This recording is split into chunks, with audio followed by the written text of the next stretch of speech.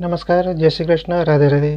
मित्रों, આજના વિડીયોની અંદર આપણે એક એવી ઔષધિ છે જે ઔષધિ આપણા શરીરની અંદર ખૂબ રાહત આપણને આપી શકે અને એ ઔષધિના પાન, એના ફળ, એની છાલ, એના મૂળ, બરોબર છે, એ તમામે તમામ આખી ઔષધિનો આપણે ઉપયોગ કરી શકીએ અને એ ઔષધિનો ગુણધર્મ પણ આપણે એનો ઉપયોગ કરી શકીએ। તો આજના વિડીયોની અંદર આપણે સંપૂર્ણ માહિતી મેળવશું। અને મિત્રો, ચેનલ પર પહેલી વખત આવવાનું થયું હોય તો આ ચેનલને ઝડપથી સબસ્ક્રાઈબ કરી દેજો, જેથી કરીને તમને આવી જ આયુર્વેદિક ઔષધિઓ વિશે સંપૂર્ણ માહિતીઓ તમને મળતી રહેશે। તો એ ઔષધિ છે મિત્રો સરગવો। તો સરગવાના ગુણધર્મ પણ જાણો છો, એના ફાયદાઓ પણ જાણો છો અને એ સરગવાનું શાક, એની શીંગો પણ તમે એનું શાક બનાવીને ખાધું હશે। પણ બને ત્યાં સુધી એ સરગવાના પાનનું જે રસ એ પીવાથી આપણા શરીરની અંદર કેટલા લાભ આપણને મળી શકે એના વિશે વાત કરીશું અને કયા વ્યક્તિઓએ એ પાનનો રસ ન પીવો જોઈએ, કેવા સંજોગોની અંદર ન પીવું જોઈએ એની પણ આપણે વાત કરીશું।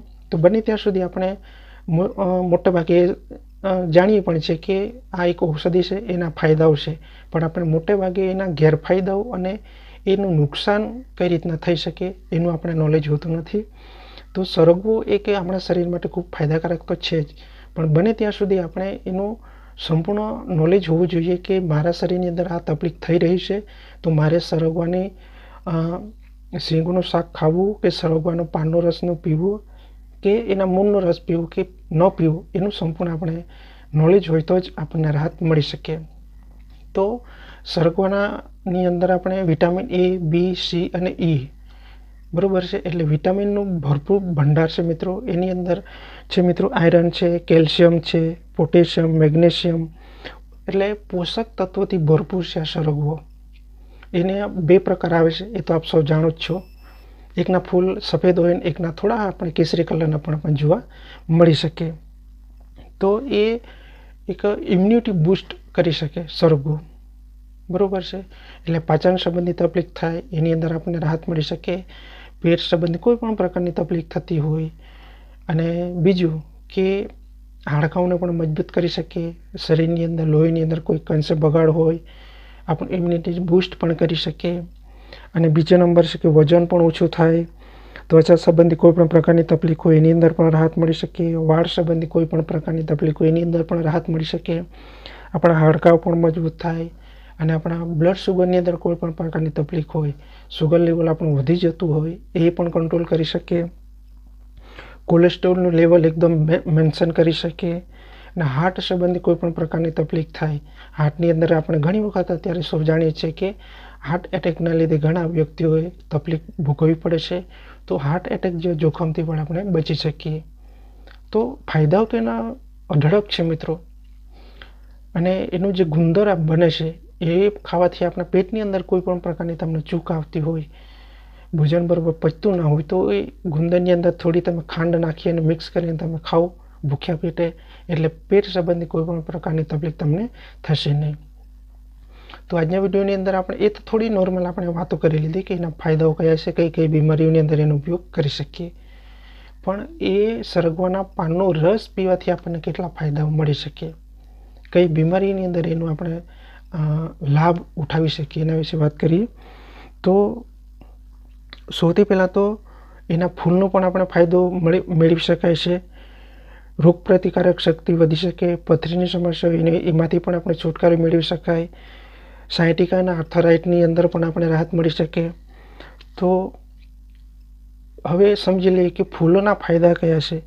તો યુરિન ઇન્ફેક્શનની તમને તકલીફ થતી હોય, બરોબર છે, પેશાબ સંબંધી કોઈ પણ પ્રકારની તકલીફ થતી હોય, પેશાબ કરતી વખતે કે બળતરા થતા હોય, આ તે ઘણી એવી નાની મોટી તકલીફ જો થતી હોય, તો એવા સંજોગોની અંદર તમારે સરગવાના ફૂલ હોય ને એની ચા બનાવીને તમે પીવાનું ચાલુ કરો, એટલે તમને 100% એની અંદર રાહત તમને મળી શકશે।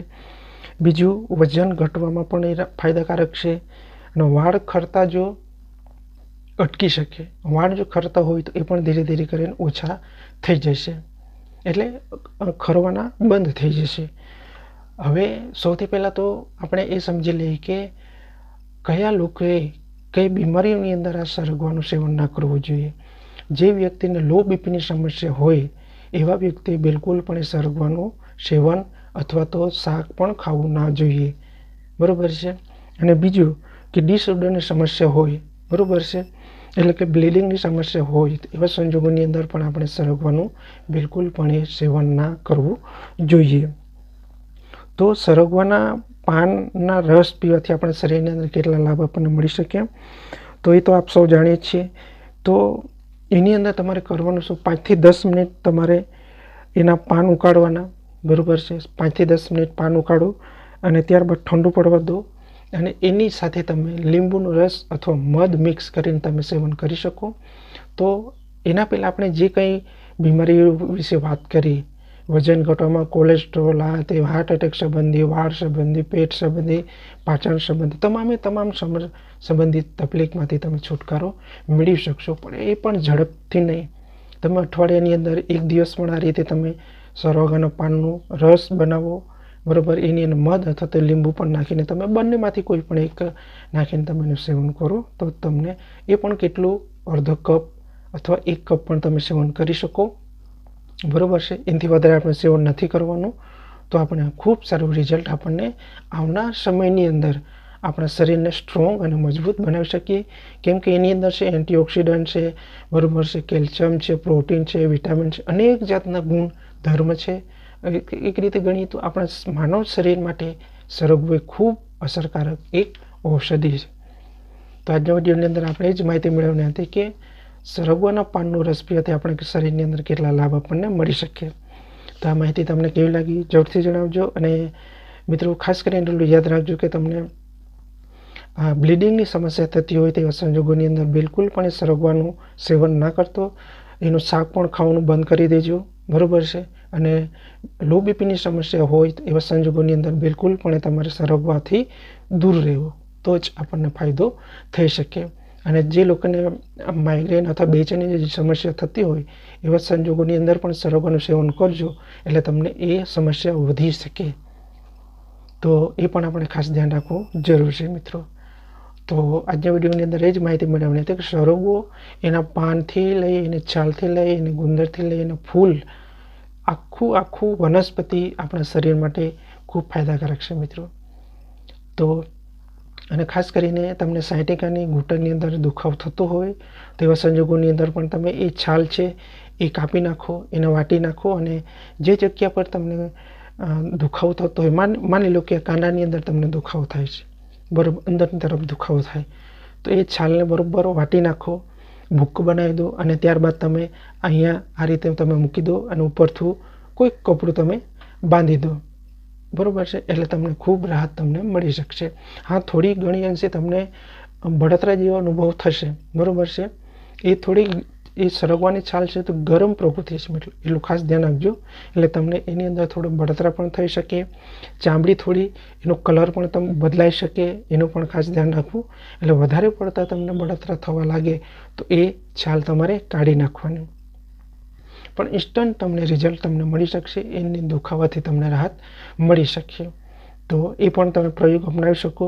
અને ખાસ કરીને તમે સરગવાના પાનનો રસ એનો એક વખત જરૂર ટ્રાય કરજો, જેથી કરીને તમને 100% માથાથી લઈને પગ સુધીનો રાહત તમને મળી શકશે.